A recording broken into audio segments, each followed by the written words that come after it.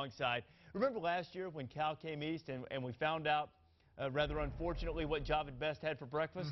Well, this time he's eating up Minnesota for breakfast and lunch, at least so far, even though Minnesota's staying in there pretty good. He definitely is. The offensive line is doing a fabulous job of blocking up front, but it's all Javid Best for the offense for Cal, and here's the reason why. You're going to find out he has tremendous vision behind this offensive line. Here's a simple stretch play, but watch the left guard gets a terrific block. Matt Summers, Gavin, he's going to get a great block.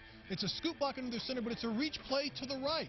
Watch Javid Best's vision. He's going to stretch it to the right. Find out there's a big hole on the left because there's a great cutoff by the backside. Then he's going to show his speed. And watch when he gets to the second level, the acceleration in the vision, and he's going to make a terrific cut right there. He is gone. He's going to house this, and watch at the end how he finishes off for the score. Up and over, Javid be there. A score for Javid Best. Has 13 rushes on the day, 114 yards, and 3 touchdowns. He's all of Cal's offense.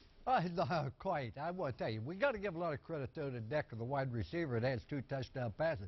But I think Mike Riley's done a really great job. Kevin Riley. Yeah. Going into this year, I didn't know whether the quarterback, how effective he would be, and I thought that'd be the key to Cal's success. And I think he's had an excellent game thus far. As long as he can throw the ball and Javid Best can run the ball, Cal's going to be a very, very solid challenge to USC. All right, so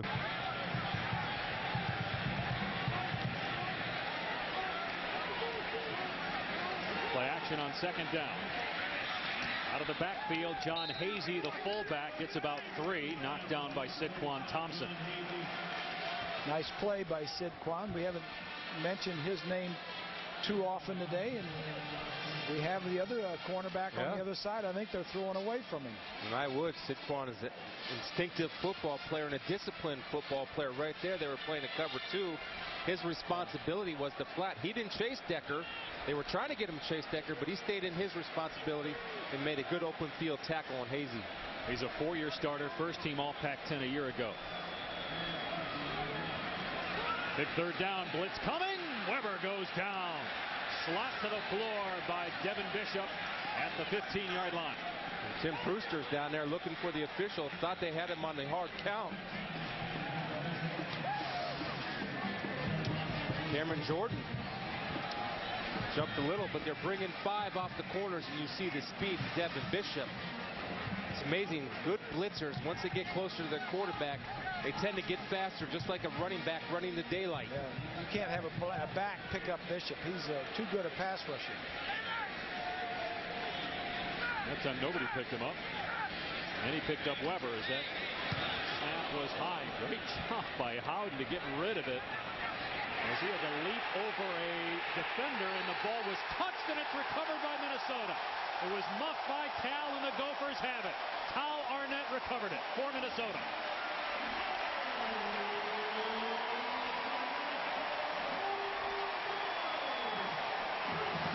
It's the first turnover of the game. The ball hits the ground, and then it's going to hit a Cal player right there. First break, Minnesota gets great field position again. It's about communication. Right there, Sidquan Thompson was late calling the poison call.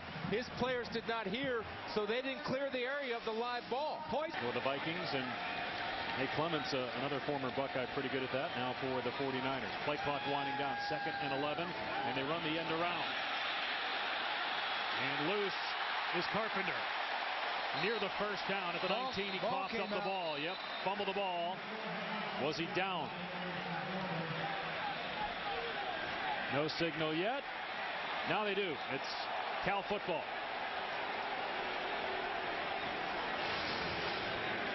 Let's see if the knee or arm is down. No, it looked like the ball was out.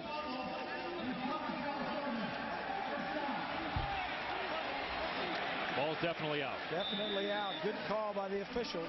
Good hit by Michael Kendricks. Carpenter is a first-year player that transferred back out there after he had his bell rung in the first half on a fair catch, and he was interfered with. That was big for Minnesota after the turnover to force a 3 and out. Anger to punt.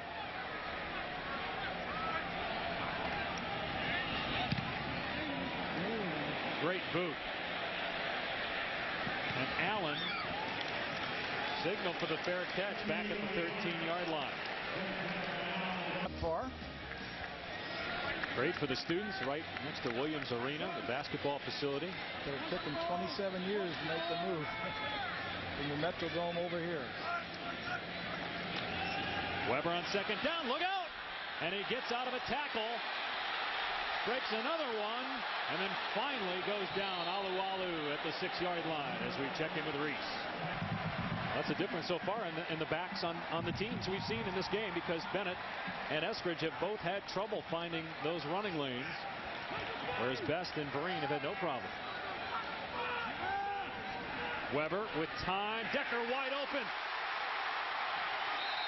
Tackled inside the 17-yard line by Sean Cattouse. Another Minnesota first down.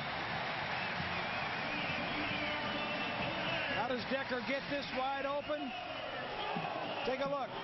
Comes across, all the way across, and when you're playing zone, nobody runs with him. Just nice communication between quarterback and Decker. The only way they're moving this football is through the air. Their running game is non-existent. We'll try it again with Bennett. He'll get good yardage. Busting tackle. Gets almost 10. They must have heard you, Bob. Well, we'll show him. Well, once you got them back on their heels, and you're throwing on first down time after time after time, and then you run it on first down, you know, it kind of opens things up. That's the point we made. Cal's a team run to throw. Minnesota's a team throw to run. So when you're successful on first down, then you start to pound them because they are sitting back on their heels.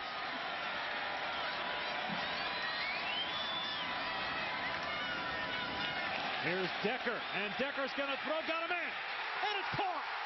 Touchdown, Minnesota. Marquise Gray, the backup quarterback, with the grab. Holy cow.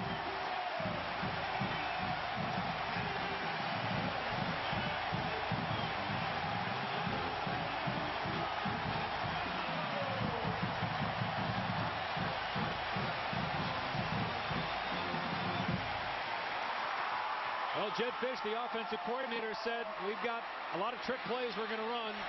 What a great call. That's the first one that's really worked. We've seen several tried unsuccessfully. That one works, and we are tied at 21 late in the third.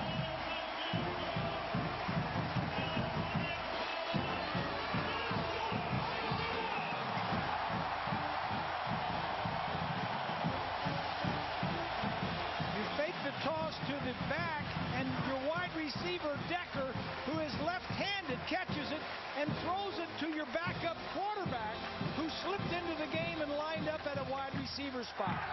Go figure. Again, Darian Hagan not expecting him to throw to Marquise Gray, number 5. And actually a nice job by Marquise of selling a stop block. Darian Hagan late, and Decker showing off that center field arm for the Minnesota Gopher baseball team. I can do it all. Take a look.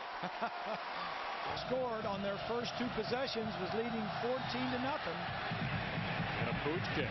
I don't get that. And Vereen out near midfield as we go to the studio in Reese Davis. Hoping one bounces in the turf and maybe it recovers, but again, why get greedy at that point? They split Best out, and here he comes. Has some blockers, and Best is loose. There's a flag down. And Best eventually tackled at the 32, but this one likely coming back. The trip with linebackers. He's doing some officiating down there. We saw him right there indicating a holding call. But that's what you got to do. It's the fourth quarter. Javed has 4 rushing yards in the second half. Find a way to get him the football. Starting now. Holding. 79 offense. 10-yard penalty. Bottom of the foul. Still second down. Left tackle Mike Tepper out in space. Ooh. That was a pancake. I don't know if I'd call that a hold. Tepper is a 6-year senior. He had a couple of injuries throughout his career. Is that a hold? I don't know if that was a hold or not. Looked like a pretty good block downfield. It was a beatdown. Then he went to the next level. That was a great play in my eyes, but they're down there. That's the end of the third quarter. We go to the fourth, even at 21 in Minneapolis.